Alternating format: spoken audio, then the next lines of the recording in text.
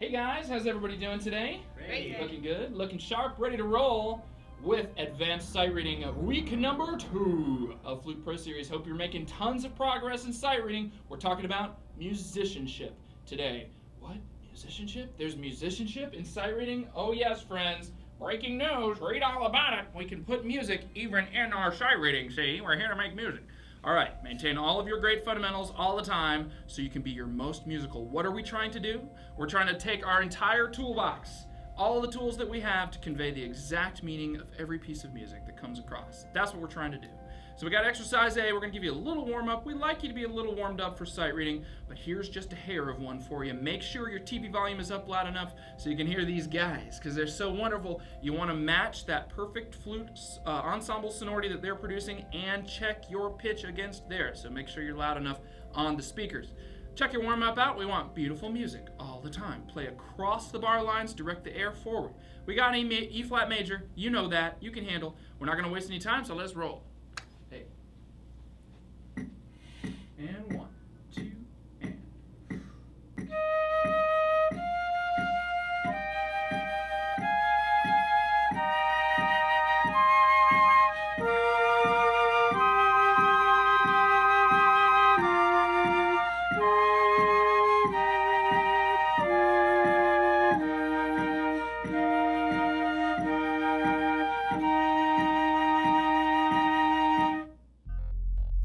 Lovely guys, very fine job. You see they're directing the air forward all the time across the bar line, trying to make music, really spinning the energy in all those long notes. Hope you're doing that too. What's the goal? No matter what piece of music, easy, hard, whatever, you can always infuse it with meaning and music.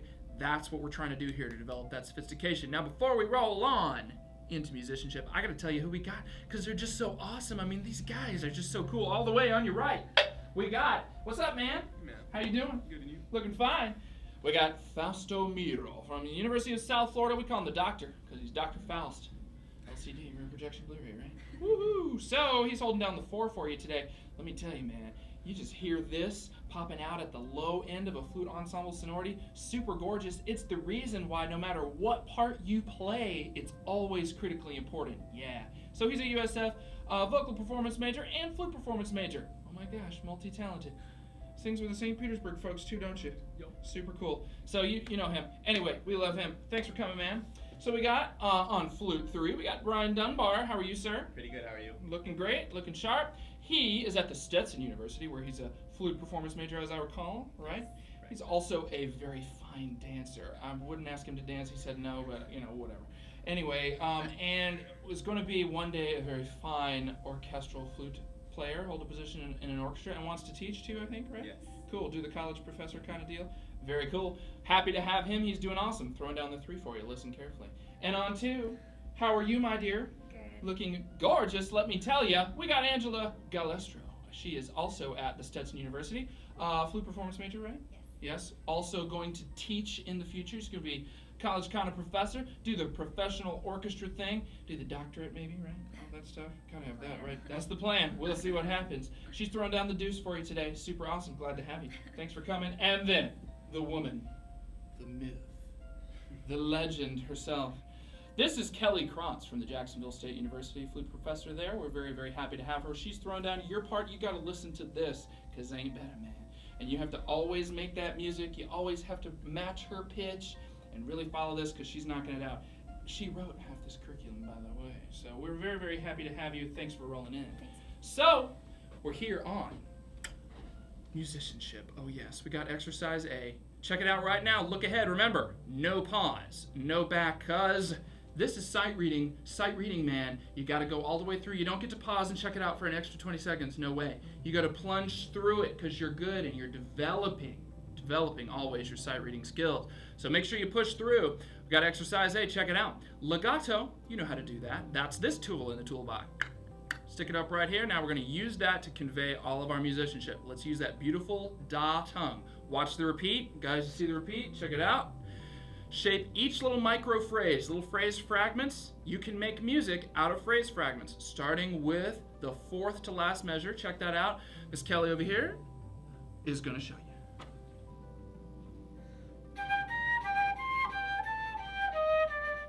So cool. Lovely. What does it do? So it's just one little measure of eighth notes, right? But it's got all this shape. That's musicianship, infusing every little part with anything that will make it expressive and convey meaning. Here we go. We're going to punch it on A. Read carefully. Here it is. 1, 2, 3, 4, 5.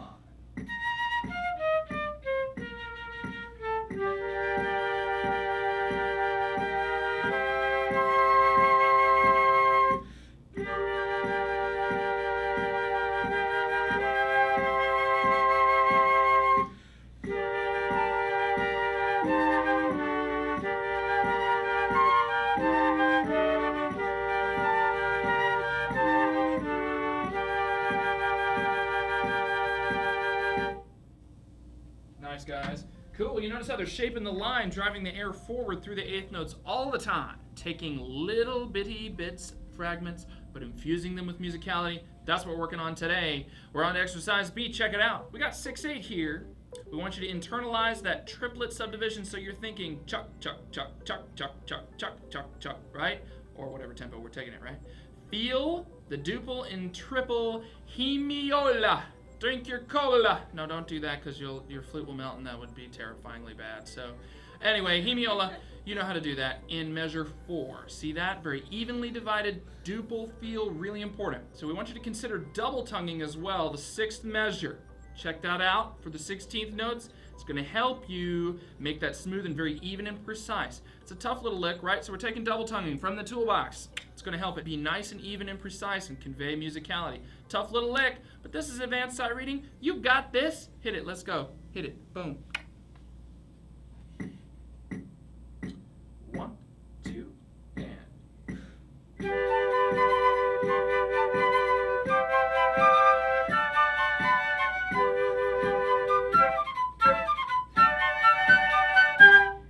Very nice, guys.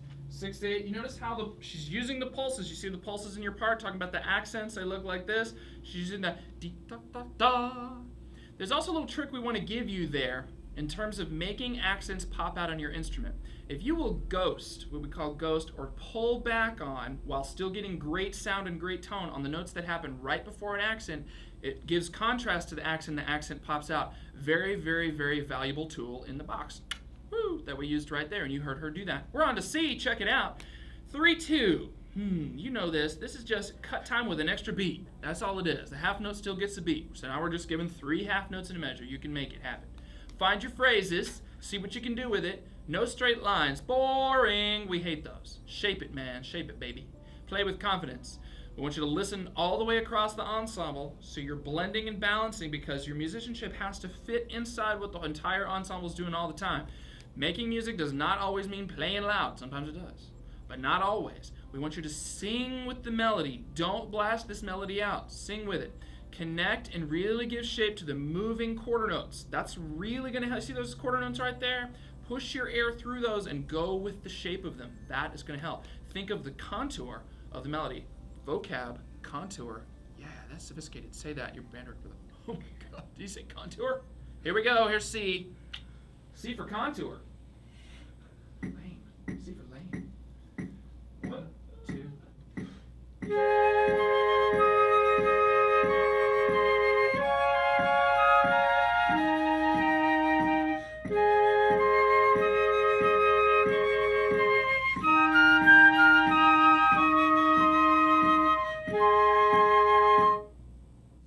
Very lovely, guys. Good job. Working those quarter notes, man, shaping that line. Always identify the moving parts and then do something with them. It will convey your musicality. We love that. We're on to exercise D, and I love this one because it's cool. Very musical. Use this as a great chance to express yourself. There's tons you can do with this. Hey, use that B flat key as well. The thumb B flat, right? That's going to help you a lot. Make a natural crescendo through the 16th notes that you see in the 3rd measure. See those there? That's really going to come out in terms of shape. If you can use a little crescendo there.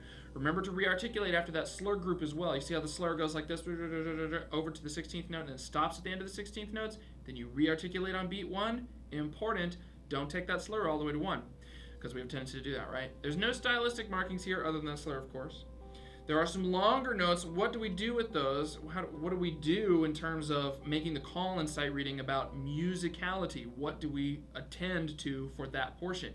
The longer notes generally indicate a legato feel, and that's what we're trying to, we think we want you to convey here. Not always, but it's a safe bet when sight reading that you're going to try to legato the notes that are longer in relationship to the other ones. Another thing, there's a D flat there. You see the D flat? Don't overblow, because it'll ride high in pitch. Here's exercise D. Here's D, guys. 1, 2, and.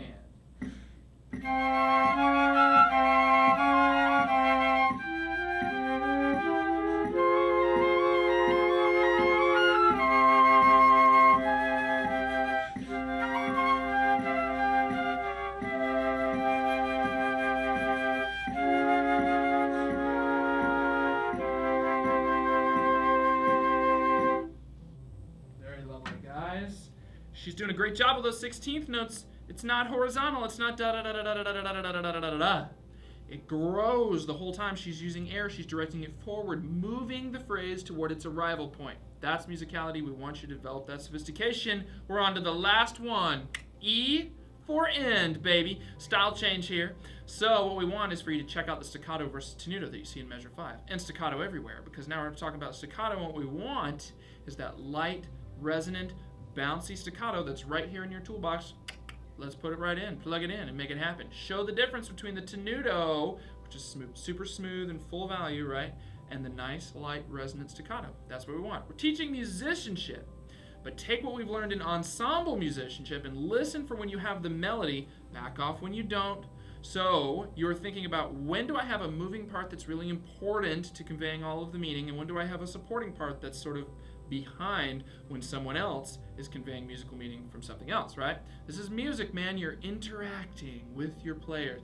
This is also a really nice middle to upper register workout, because you're crossing the registers of the instrument here. As you check it out, you can see how you're down in this kind of octave and then you're up here in this kind of octave. Stay relaxed, however, the whole time. That's a good goal. So we're going to roll. Don't freak out about that octave leap that you see in 11. It's fine. You got this. Think laterally like a pianist, right? Pianist doesn't think, oh God, this is so high. They just think, ding, ding, and there it is. Pops right out. Same thing for you. Here's E. 1, 2, 3, ready, and...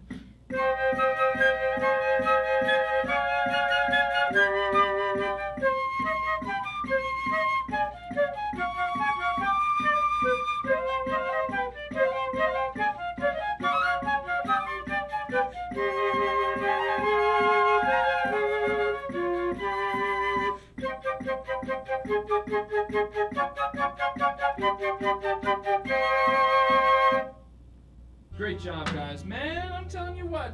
No dynamic indication, nothing. They're just doing it. They got style in there, and they're using that to the best of their ability to convey great music all the time. How'd you do? Are you putting all of your musicality, using all of your tools in the music? It's so critical to performance, musicianship. Therefore, it's crucial that you have to practice with attention to every musical nuance and try to use as many of your tools as possible to really convey that. Sight reading is about notes and rhythms to an extent, but it's what you do with those notes and rhythms that separates you as a musician, that will uniquely define you as a flutist as well. And that is the end of Advanced Sight Reading week number 2, and we'll see you real soon. Do the right arm. Bang. See you. Woo! Bye, guys. Take care. Count the room. And we'll check it out.